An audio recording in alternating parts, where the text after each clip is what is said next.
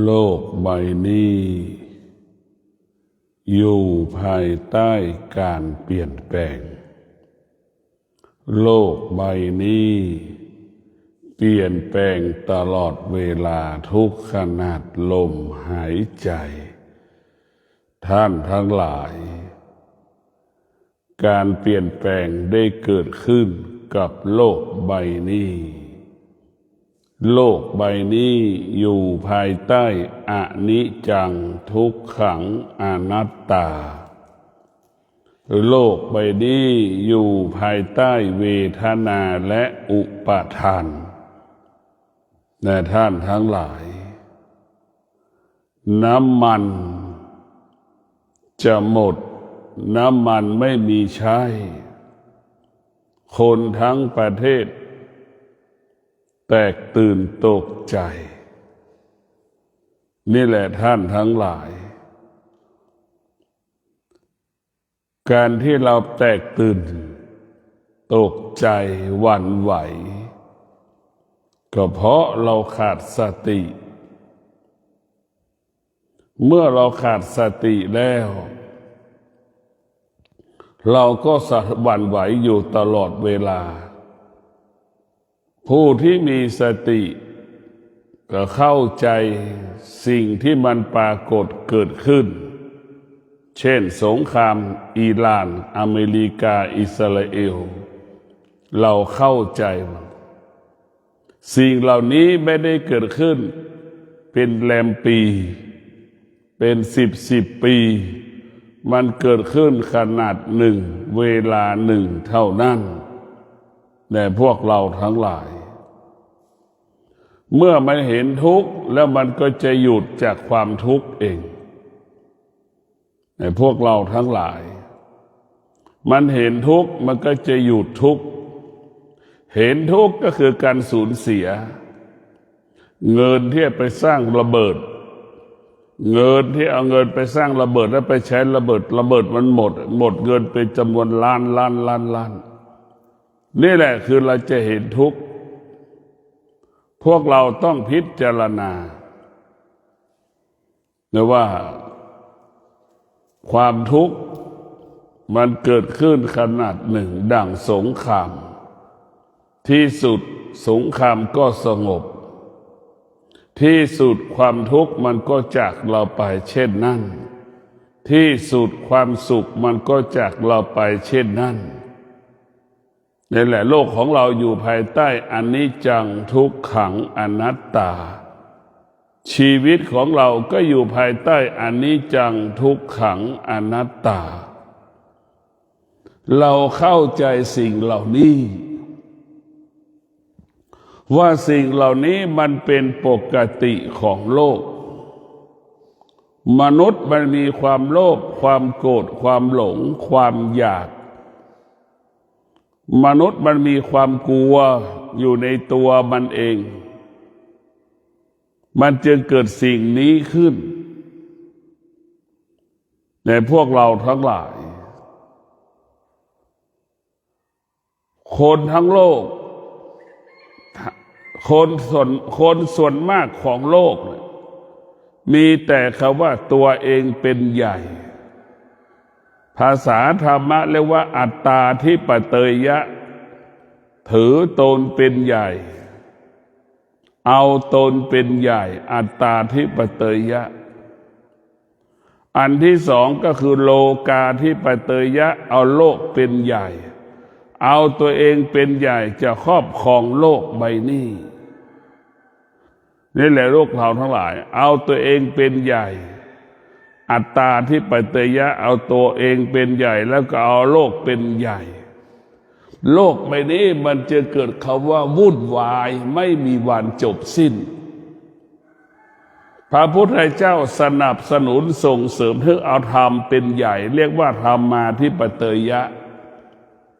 ธรรมนี้ต้องเป็นใหญ่อยู่ในโลก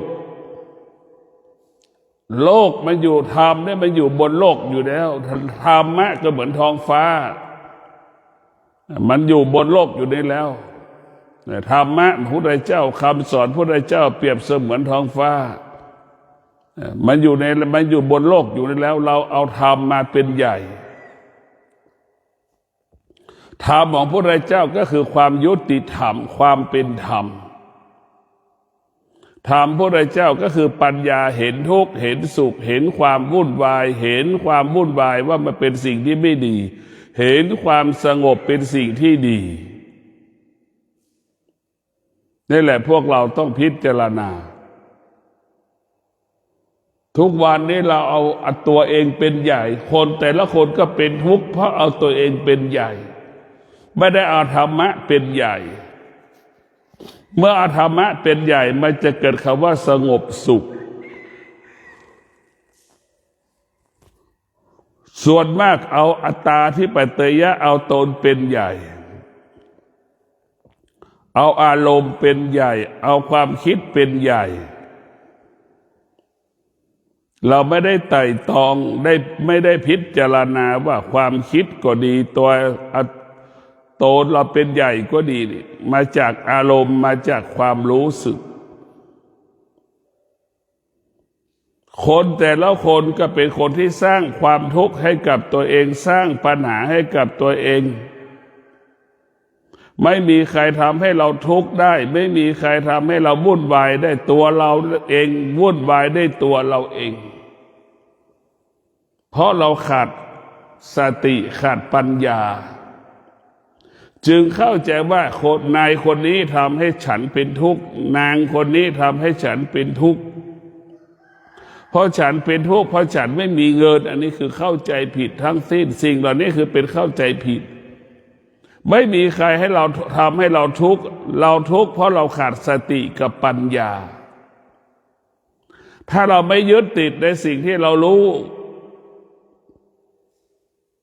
ความทุกข์ทั้งหลายก็ไม่เกิดปัญหาทั้งหลายก็ไม่เกิด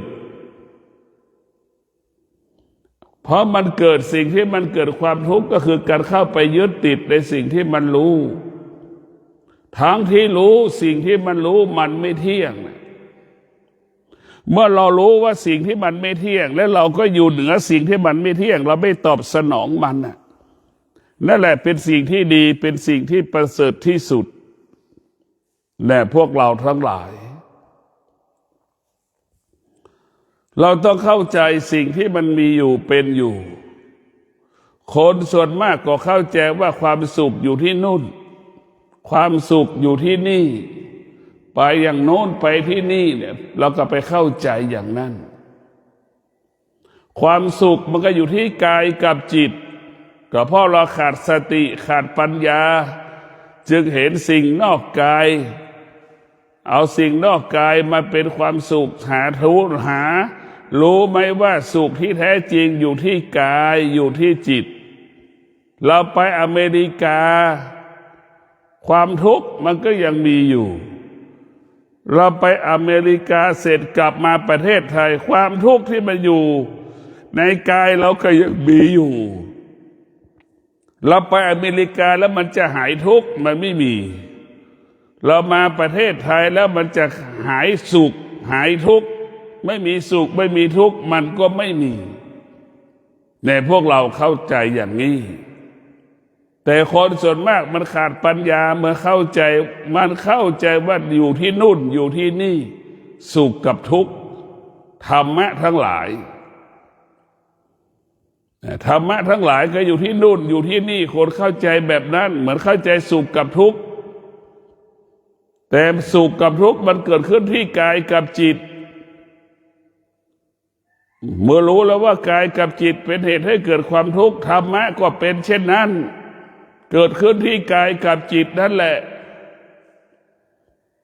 พวกเราก็ต้องพิจารณาก็เวลานี้คนทั้งโลกแตกตื่นกับคำว่าไม่มีน้ำมันกลัวไม่มีน้ำมันใช้ไม่มีข้าวกินยังไม่กลัวไม่มีน้ำมันอันนี้คือคนเราเห็นพวกเราทั้งหลายแต่พวกเราต้องพิจารณาไม่มีข้าวกินนี่ยิ่งใหญ่กว่าไม่มีน้ำมันใช้มันไม่ยิ่งใหญ่ แต่เรากลัวการไม่มีน้ำมันใช้นี่แหละพวกเราทั้งหลายเราขาดสติขาดปัญญาจึงให้ความสำคัญสิ่งอื่นๆเหนือกว่าชีวิตตนเองเราต้องให้ความสำคัญผู้ที่มีสติปัญญาจะให้ความสำคัญสิ่งที่มันมีความสำคัญต่อกายต่อจิตของเราเช่นอาหารข้าวที่เรากินนี่แหละสำคัญกว่าน้ำมันในพวกเราทั้งหลายถ้าเราไม่มีข้าวกินในระบบของร่างกายเราก็พังหมดเลยแต่มันระบบมันทำลายระบบเราหมดในพวกเราทั้งหลายกิเลสตัณหาราคะมันก็ไม่เกิดแล้วมันไปพังไปหมดเลยกิเลสตัณหาราคะมันเกิดขึ้นกับเพราะเราไปกินข้าวทำให้มันมีกำลังทำให้มันเกิดพลังเพราะเราไปกินการกินข้าวของเราเนี่ยคือเป็นการเลี้ยงกิเลสทั้งสิ้นเราจะเห็นได้ว่าคนป่วยมันไม่มีกิเลสตัณหาไม่มีราคะเห็นไหมนั่นแหละคือพวกเราเห็นได้เลยว่าคนป่วยสภาพของคนป่วยกิเลสตัณหาราคะไม่มีเลยความอยากก็ไม่มีเลยคนป่วยพวกเราพิจารณามีแต่กลัวตายสมบัติมันยังไม่ได้คิดเลยคิดแต่ว่ากูจะตายกลัวตายคือพวกเราต้องพิจารณาความจริงของมันเราต้องคิดถึงความจริงว่ามันเป็นเช่นนี้มันเป็นแบบนี้นะความจริงที่มันปรากฏอยู่บนโลกใบนี้มันก็มีแต่สติกับปัญญาซึ่งเป็นความจริงที่อยู่เหนือโลกมันอยู่เหนือโลกเมื่อเรามีสติมีปัญญาอยู่ในจิตใจแล้วนี่อะไรจะเกิดขึ้นบนโลกใบนี้ไม่มีค่าไม่มีความหมายใดๆสักแต่รู้เฉยๆรู้ว่าอเมริกากับอิหร่านสงครามเกิดขึ้นกันและกันแค่นั้นรู้เฉยๆเรามีมากเราไม่มีเรามีมากเราก็กินมากมีน้อยก็กินน้อยที่สุดมันไม่มีมันก็ไม่กินที่สุดมันก็เป็นเช่นนั้นพวกเราต้องพิจารณาเนี่ยการที่คำว่าอุดมสมบูรณ์นี่พวกเราทั้งหลายมันจึงทำให้เรานั้นเป็นทุกข์เป็นสุขเพราะอุดมสมบูรณ์กิเลสตัณหาราคะทั้งหลายเกิดคำว่าอุดมสมบูรณ์ด้วยทรัพย์สมบัติปัจจัยสี่นี่แหละแต่พวกเราทั้งหลายต้องพิจารณาเราพิจารณาถึงคนป่วยแค่นั้นแหละพวกเราทั้งหลายราคะมีไหมตัณหามันมีไหมความอยากมันมีไหมนะพวกเราทั้งหลายจะเห็นได้ว่าร่างกายมันอ่อนแอเราเห็นไหมคนที่มีกินมีใช้เป็นยังไงบ้างมันแข็งแรงมันสมบูรณ์มันทะเยอทะยานมีแล้วอยากจะมีอีกมีเพิ่มวันนี้ได้10ก็อยากได้100อีกมีความอยากเกิดขึ้นไม่มีวันจบสิ้นเห็นไหมนี่แหละคือคนที่มันมีคำว่ามีแล้วนี่มันไม่มีที่สิ้นสุดเราจะสิ้นสุดได้เมื่อเราหมดซึ่งความคิดเราจะสิ้นสุดได้เมื่อเรานั้นมีปัญญาเราจะสิ้นสุดด้วยปัญญาทั้งสิ้นระบบของธรรมชาติจะหมดไปจากกายจากจิตคำว่าธรรมชาติออกไปจากกายจากจิตเรานี่มันต้องอาศัยปัญญาทั้งสิ้นธรรมชาติมันก็เป็นปกติมันไม่มีใครบ้างเกิดมาไม่มีความอยากหรือไม่มีทุกคนเกิดมาแล้วเมื่อเติบใหญ่มันก็มีความอยากของมันมีความต้องการของมันทุกคนก็เป็นเสมอเหมือนกันหมดเช่นคนเกิดมาแล้วก็หาคู่ครอง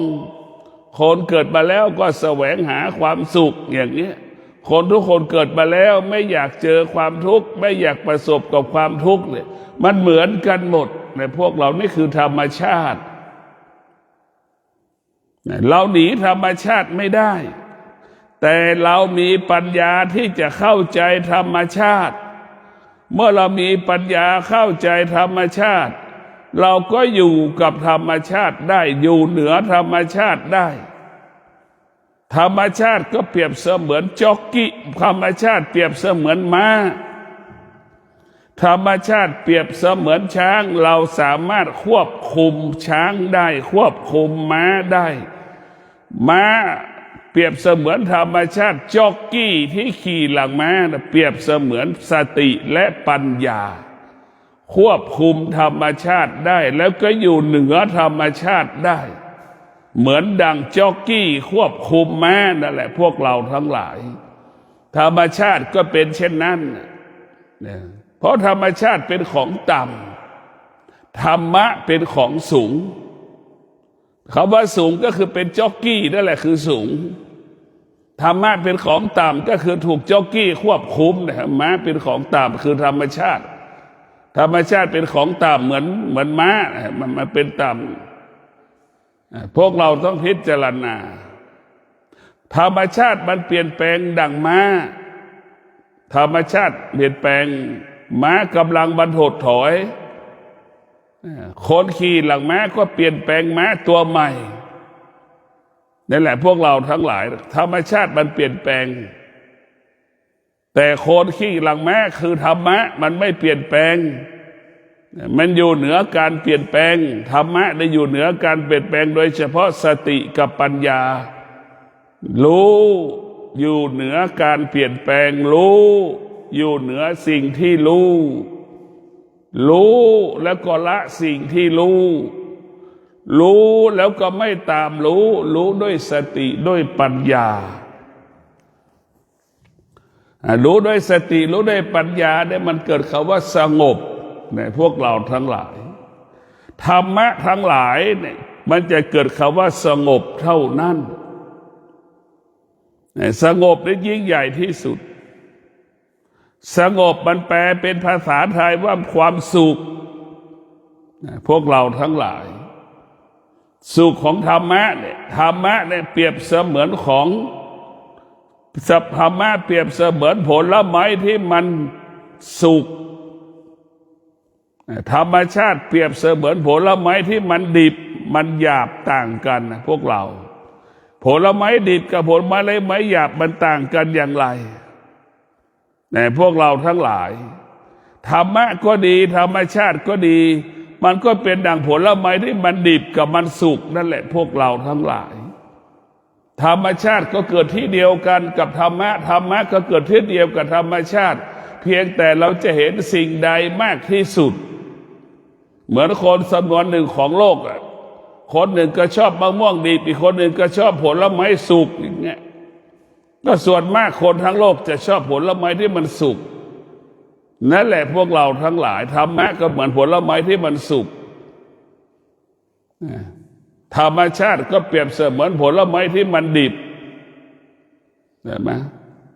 พวกเราทั้งหลายพิจารณาดูคนส่วนมากก็ติดอยู่กับธรรมชาติหมด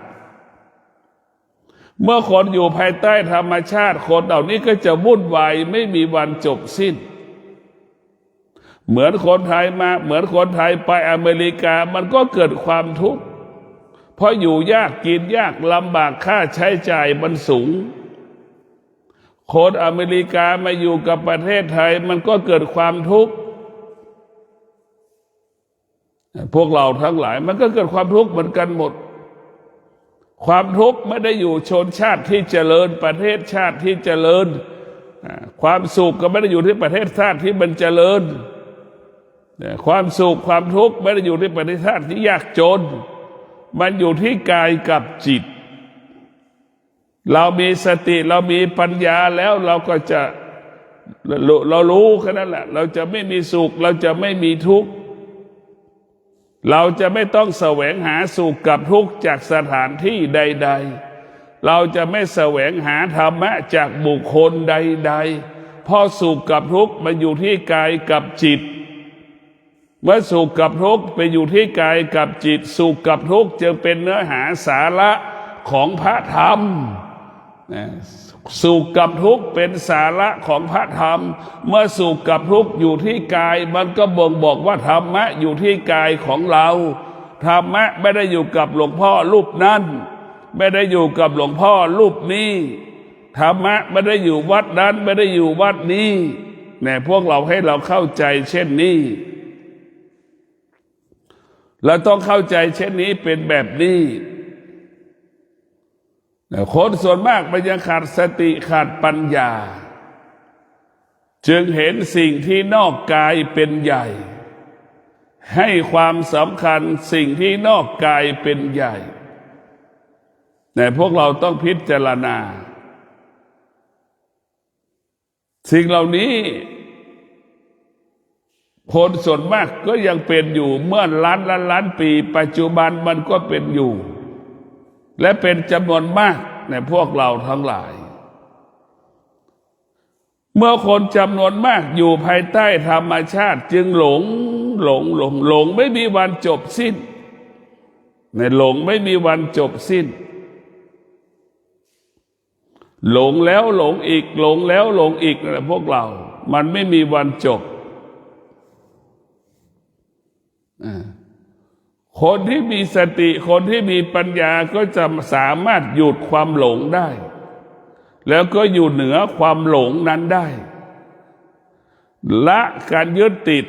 ปล่อยวางการยึดติดอยู่เหนือการยึดติดวัตถุสิ่งของอาคารสถานที่ต่างๆนั้นได้ดังเจ้าชายสิทธัตถะละและวางปล่อยรูปแบบการเป็นมนุษย์ก็คือการเป็นกษัตริย์ที่ยิ่งใหญ่รูปแบบคือการเป็นลูกกษัตริย์ละรูปแบบการเป็นกษัตริย์มาเป็นนักบวชละรูปแบบของการเป็นกษัตริย์ที่อยู่ที่อุดมสมบูรณ์ไปด้วยเครื่องอำนวยความสะดวกกลับมาอยู่กับความทุกข์ทรมานลำบากกับการมีชีวิตอยู่ไปวันๆแต่พวกเราทั้งหลายเจ้าชายสิทธัตถะนี้ออกจากธรรมชาติเห็นโทษของธรรมชาติเห็นโทษของธรรมชาติเห็นธรรมะเหนือกว่าธรรมชาติเจ้าชายสิทธัตถะจึงออกบวชว่าธรรมชาตินั้นมันเป็นกิเลสธรรมชาติเป็นสิ่งที่สกปรกเป็นสิ่งที่ไม่สะอาดเจ้าชายท่านรู้ว่าสิ่งธรรมะเป็นสิ่งที่สะอาดเป็นสิ่งที่บริสุทธิ์เมื่ออยู่ใกล้เมื่อมีธรรมะไม่อยู่กับธรรมะแล้วกายกับจิตมันสงบเนี่ยมันจะเป็นอย่างนี้รู้นี้อยู่ธรรมชาตินั้นเป็นกิเลสเป็นตัณหาเป็นราคะอยู่กับมันแล้วมันทำให้เราเกิดความทุกข์มีความอยากนั้นไม่ตอบสนองก็เป็นทุกข์แต่พวกเราทั้งหลายชีวิตของเรามันก็เป็นเช่นนี้เป็นแบบนี้ของมันเราต้องพิจารณาอยู่ตลอดเวลาสิ่งเหล่านี้คือมันไม่มีอะไรที่เราจะต้องกลัวสิ่งที่เรากลัวก็คือกลัวจิตของเราจิตของเราส่วนมากมันก็เป็นธรรมชาติอีกจิตเรามีสติมีปัญญาเนี่ยมันมีน้อยส่วนมากหัวจิตใจเราเป็นเรื่องของธรรมชาติทั้งสิ้นจิตก็เป็นธรรมชาติกายก็เป็นธรรมชาติเราจะเห็นว่าคนที่มาปฏิบัติธรรมส่วนมากมันน้อยกับคิดคนส่วนมากของโลกของหมู่บ้านก็ดีของชุมชนก็ดีของอำเภอจังหวัดก็ดีไปปฏิบัติธรรมนี่มันน้อยแต่พวกเราทั้งหลายมันน้อยมากคนที่ไปปฏิบัติธรรมก็คนนั้นคือเห็นธรรมะแต่สลัดธรรมชาติได้มีลูกก็ยังละลูกได้ไม่ติดในลูกแต่มันนี่แหละคือธรรมะมีลูกได้แต่ไม่ติดในลูกไม่ยึดติดกับลูกเลยจึงมาอยู่วัดได้นี่แหละคือธรรมะที่มีสติกับปัญญามีสามีก็สามารถละสามีปล่อยวางสามีได้ ถึงมาปฏิบัติธรรมได้นี่คือธรรมชาติกินข้าว3 มื้อพอมาบวชแล้วกินข้าว1 มื้อเนี่ยอันนี้แหละคือธรรมะเปลี่ยนแปลงธรรมชาติเราละธรรมชาติได้แต่พวกเราต้องพิจารณาดูว่าการกินของเราเนี่ยมันกินด้วยกิเลสไปเลี้ยงกิเลสทั้งสิ้นเราจะเห็นว่าคนที่ป่วยไม่มีกิเลสนะเห็นไหมเพราะร่างกายมันไม่ได้กินอะไรมากเห็นไหมร่างกายมันอ่อนแอเห็นไหมพวกเราจิตมันอ่อนแอมากเมื่อจิตมันอ่อนแอแล้วเนี่ยพวกเราทั้งหลายจิตร่างกายก็เหมือนท่อนไม้ไม่มีค่าไม่มีราคาใดๆทั้งสิ้นเราต้องพิจารณาร่างกายของเรามันป่วยจิตเราก็ไปตอบสนองร่างกายที่มันป่วยมันก็ทรุดหนักในพวกเราทั้งหลายถ้าจิตเรามีสติมีปัญญาร่างกายมันป่วยจิตเราก็ไม่ได้ป่วยไปตามร่างกายเข้าใจว่ากายก็เป็นส่วนหนึ่งของจิตเราเข้าใจมันพุทธเจ้าบอกไม่มีใครเกิดมาไม่แก่ไม่เจ็บไม่ตายไม่มีคนที่มีสติมีปัญญาจึงเข้าใจว่าความแก่ความเจ็บความตายมันเป็นปกติเมื่อคนใกล้ตัวเราในครอบครัวเราปรากฏคำว่าเกิดแก่เจ็บตายคนที่มีสติปัญญาจะไม่สะเทือนไม่หวั่นไหวเพราะเข้าใจว่าคนทุกคนเป็นเช่นนี้เป็นแบบนี้ไม่มีใครเกิดไม่แก่ไม่เจ็บไม่ตายไม่มีนี่แหละหัวใจที่มันมีธรรมะมันเป็นแบบนี้อย่างนี้แต่พวกเราทั้งหลายเราต้องเกิดมาเราต้องศึกษาเรียนรู้หลักธรรมคำสอนของพระพุทธเจ้าเรียกว่าสติปัฏฐาน4นี่มันเป็นสิ่งที่ประเสริฐที่สุดเนี่ยเราปสติปัฏฐาน4นี่มันเป็นสิ่งที่ว่าด้วยเรื่องกายกับจิตให้เรารู้เรื่องการดำเนินชีวิตการประกอบอาชีพของเราคือสติปัฏฐาน4สติปัฏฐาน4กับมรรค8เนี่ยมันต่อเนื่องสืบเนื่องพวกเราทั้งหลายมรรค8ทั้งหลายก็สืบเนื่องต่อเนื่องด้วยศีลทั้ง8ข้อศีลทั้ง5ข้อแต่พวกเราทั้งหลายต่อเนื่องสืบเนื่องด้วยศีลทั้ง5ข้อเราจะเห็นได้ว่าศีลนั้นมันจะหนีไม่พ้นเพราะศีลมันเป็นรากฐานของชีวิตที่มีศีลก็เป็นชีวิตที่สมบูรณ์ชีวิตที่ไม่มีศีลก็เหมือนคนบ้าเราจะเห็นได้เหมือนคนเป็นโรคประสาทชีวิตที่ไม่สมบูรณ์คนที่ไม่มีศีลชีวิตนั้นก็ขาดความสมดุลแต่พวกเราต้องมีสติพิจารณาว่าการมีชีวิตอยู่ของมนุษย์แล้วอาศัยธรรมะของพระพุทธเจ้านี่เหมือนประเทศภูฏานอาศัยธรรมะมาบริหารชีวิต50%เป็นธรรมะ50%เป็นธรรมชาติแต่ของเรานี่เราไม่เอาธรรมะไม่เอาธรรมชาติเราเอาสังคมธรรมะเราก็ไม่เอาธรรมชาติเราก็ไม่เอาแต่สังคมล้วนๆที่ทำให้เราเป็นทุกข์สังคมนะครับว่าสังคมเนี่ยเป็นของคนชั้นต่ำ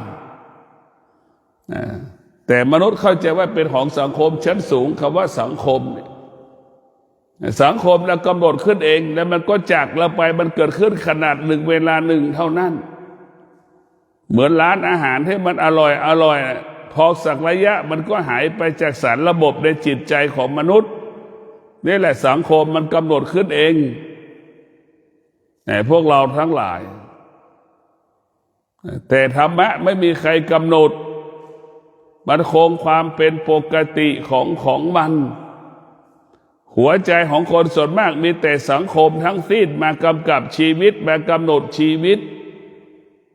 มนุษย์จึงทุกข์เพราะสังคมนี่แหละลำบากเพราะสังคมนี่แหละเนี่ยพวกเราสังคมมันก็เปลี่ยนแปลงธรรมชาติมันคงสภาพเดิมเหมือนกันหมดเช่นคนมีเกิดมาแล้วมีเกิดแก่เจ็บตายมีความอยากเหมือนกันหมดนี่คือธรรมชาติแต่สังคมเนี่ยมันปรุงแต่งอีกคนยากจนก็อีกอย่างหนึ่งอันนี้คือสังคมคนมีเงินก็อีกอย่างหนึ่งคนไม่มีการศึกษาก็อีกอย่างหนึ่งคนไม่มีการศึกษาก็อีกอย่างหนึ่งนี่คือสังคมแต่พวกเราจะเห็นว่าสังคมมันคนละอย่างมันสมมติขึ้น100%นะสังคมเป็นสิ่งสมมุติแต่พวกเราต้องพิจารณาแต่เราต้องออกจากสังคมให้ได้เราต้องอยู่เหนือสังคมเราต้องอยู่เหนือธรรมชาติเราถึงกายกับจิตเราถึงจะสงบกายกับจิตเราสงบได้เพราะธรรมชาตินี่แหละแต่ถ้ากายกับจิตเราสงบเมื่อไหร่แล้วพวกเราทั้งหลายการพัฒนามันก็ง่ายการพัฒนามันก็เกิดขึ้นได้ง่ายในพวกเราการพัฒนามันก็ง่ายการพัฒนามันก็สะดวกในการพัฒนาก็ดีการแก้ปัญหาก็ดีง่ายเรียกว่าง่ายและสะดวกฝากให้พวกเราได้พิจารณา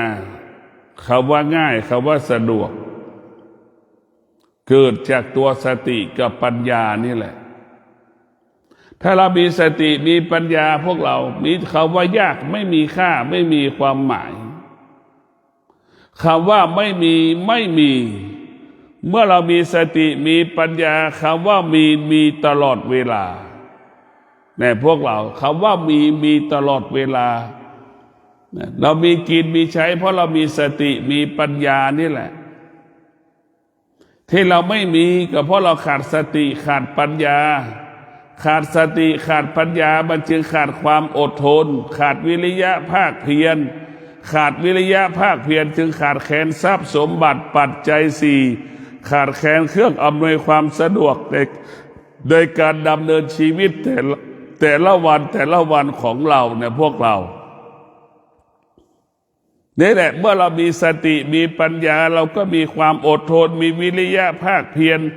จึงทำให้เรามีกินมีใช้เหลือกินเหลือใช้ทำให้เรามีเครื่องอำนวยความสะดวกมีปัจจัยสี่ในการดำเนินชีวิตเนี่ยนี่แหละคือธรรมะมันจะเป็นแบบนี้เนี่ยพวกเราทั้งหลายพวกที่มีสติมีปัญญาปฏิบัติธรรม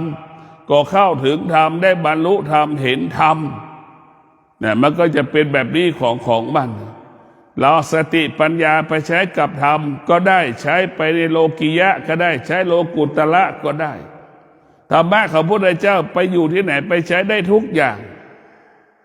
เรียกว่าธรรมะมันเป็นเครื่องมือให้กับชีวิตก็ว่าได้เครื่องอำนวยความสะดวกให้กับชีวิตเราก็ว่าได้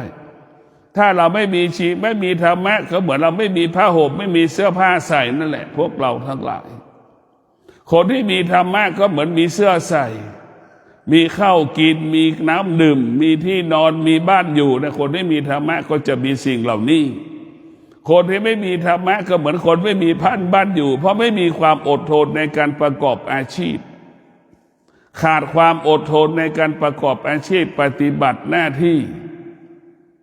แต่พวกเราก็เห็นอยู่ว่าความจริงมันเป็นเช่นนี้เป็นแบบนี้เราต้องพิจารณาเราจะเห็นได้ว่าโลกมันอยู่ภายใต้การเปลี่ยนแปลงการเปลี่ยนแปลงเป็นกฎของโลกเห็นไหมการเปลี่ยนแปลงเป็นกฎของโลกเราจะเห็นว่าคนทั้งโลกเวลานี้สะเทือนและหวั่นไหวสงครามระหว่างอิหร่านกับอเมริกาและอิสราเอลเห็นไหมกำลังปรากฏทำให้คนทั้งโลกสนใจใส่ใจอเมริกาอิสราเอลอิหร่านเนี่ยพวกเราทั้งหลายคนที่มีสติ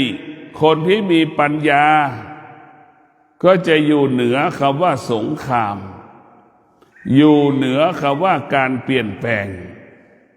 พวกเราทั้งหลายอยู่เหนือคำว่าการเปลี่ยนแปลง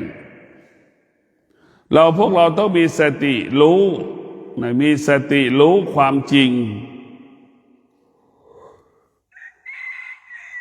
เมื่อเรามีสติรู้ความจริงเนี่ยพวกเรา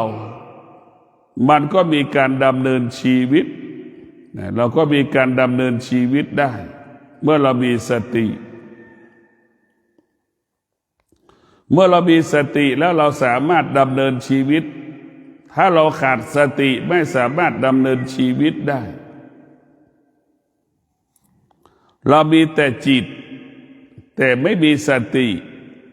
ก็ไม่แตกจากคนบ้าคนเมาเหล้าเห็นไหมคนเมาเหล้ามันมีแต่จิตแต่มันไม่มีสติมันพูดคนเมาเหล้าพูดกับเสียงควายที่มันร้องไม่แตกต่างกันคนกินเหล้าที่มันพูดกับหมาที่มันเห่าไม่แตกต่างกันเราฟังภาษาหมารู้เรื่องไหมที่หมามันเห่าเราก็ไม่รู้ควายมันร้องเรารู้ไหมเราก็ไม่รู้เช่นเดียวกับคนที่มันเมาเหล้าแล้วมันพูดกับเรา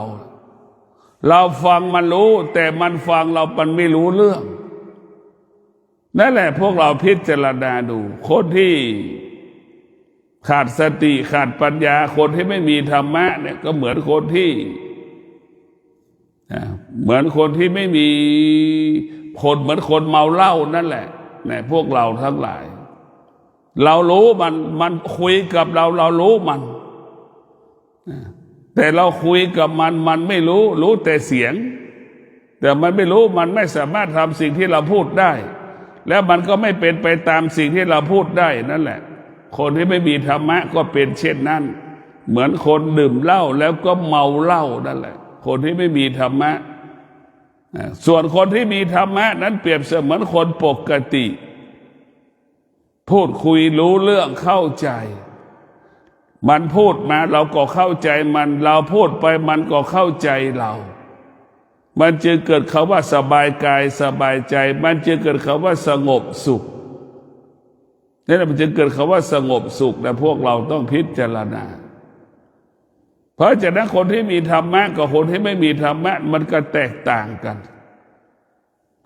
วิธีคิดแนวคิดก็แตกต่างกันเนี่ยพวกเราต้องพิจารณาเราจะเห็นได้ว่าความทุกข์ก็ดีความสุขก็ดีคนมีเงินก็ดีไม่มีเงินก็ดีล้วนเป็นทุกข์ทั้งสิ้น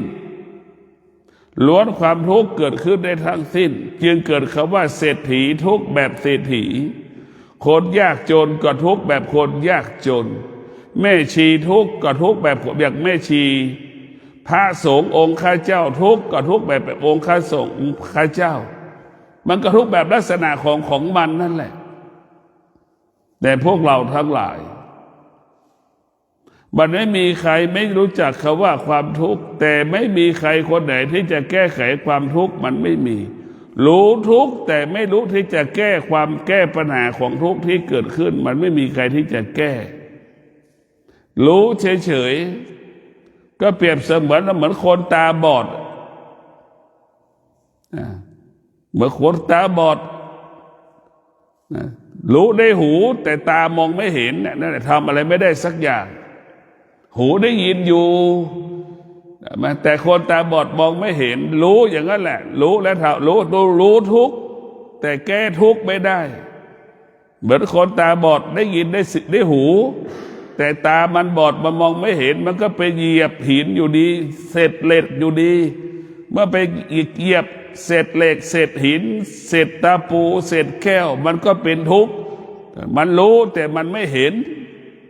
นั่นแหละมันยังไม่เห็นมันเห็นอยู่มันก็ยังไม่รู้มันรู้อยู่มันก็ยังไม่เห็นเห็นอยู่มันก็ยังไม่รู้คนส่วนมากก็เป็นอย่างนี้แหละรู้อยู่รู้อยู่แต่มันก็เข้าไม่ถึงตัวรู้เห็นอยู่มันก็เข้าไม่ถึงตัวอยู่ที่ตัวรู้ตัวเห็นของที่แท้จริงดังคนตาบอดดังคนหูหนวกนั่นแหละพวกเราคนที่มีสติคนที่มีปัญญาจึงเห็นทุกข์จึงละทุกข์เห็นราคะทั้งหลายเป็นเหตุให้เกิดความทุกข์นี่แหละราคะทั้งหลายเป็นเหตุให้เกิดความทุกข์แต่เราต้องละ คนที่มีคู่ครองนี่แหละคนที่มีราคะต้องการราคะจึงแสวงหาคู่ครองใครบอกว่ามีคู่ครองแล้วจะมีความสุขมันไม่มีความจริงและมันก็ไม่เป็นความจริงมันเป็นความจริงแค่คำพูดเป็นความจริงแค่ประเพณีและวัฒนธรรมที่มนุษย์เกิดขึ้นมาแล้วจะต้องเป็นเช่นนี้เป็นแบบนี้มันกลายเป็นมรดกของคนที่เกิดมาแล้วมีผัวมีเมียมีลูกมีรถขี่มีบ้านอยู่สิ่งเหล่านี้เป็นทุกข์ทั้งสิ้นเราลำบากเพราะสิ่งเหล่านี้พวกเราทั้งหลายมันจะเมื่อเราเกิดมาเป็นคนนั่นเมื่อเราเกิดมาแล้วมันจะเป็นทุกข์ทั้งระบบเศรษฐีก็ทุกข์แบบเศรษฐีคนยากจนก็ทุกข์แบบคนยากจนมันทุกวันน่ะ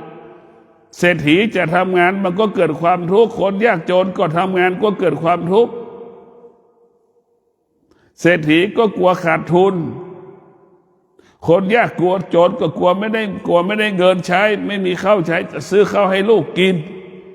อันนี้แหละพวกเราทั้งหลายคนมันทุกข์กังวลใจไปหมดเราต้องพิจารณาชีวิตของเราเนี่ยเราต้องใช้สติปัญญาอยู่กับความเป็นจริงณปัจจุบันนี้เราอยู่กับความเป็นจริงเหมือนควายนะอยู่กับความเป็นจริงควายไม่เคยสะสมหญ้านะพวกเราทั้งหลายมันไม่เคยสะสมหญ้ามันถึงแม้มันจะสะสมมันก็แค่ในปากมันเอาซ่อนไว้ในลำคอมันแค่นั้นแหละเล็กๆน้อยๆแต่คนไทยมนุษย์นี่แหละมันสะสมมากเกินไปมันทุกข์เพราะสะสมเนี่ยน้ำมันไปเติมน้ำมันเองแล้วกลัวน้ำมันมันแพงกลัวน้ำมันไม่มีก็ไปเข้าแถวเข้าคิวเติมน้ำมันลดอย่างเงี้ยมันก็เกิดความทุกข์แหละพวกเราทั้งไงหงุดหงิดก็ขอให้พวกเราได้มีสติอยู่กับความเป็นจริงอย่าได้หวั่นไหวอะไรจะเปลี่ยนแปลงก็ให้มันเปลี่ยนแปลงให้เราอยู่เหนือการเปลี่ยนแปลงดังคำว่าชีวิตเราอยู่ด้วยปัญญาเมื่อเราอยู่ด้วยปัญญาการเปลี่ยนแปลงเกิดขึ้น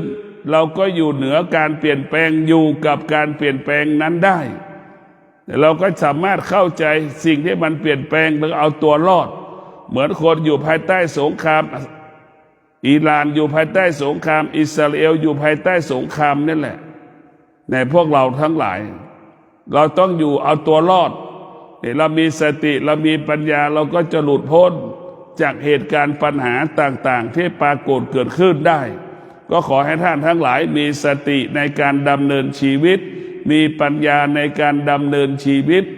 จ้องอยู่เหนือการเปลี่ยนแปลงอยู่เหนือธรรมชาติชีวิตของเรากายของเราจิตของเราจึงเกิดคำว่าสงบสุขตลอดกาลขอเจริญพร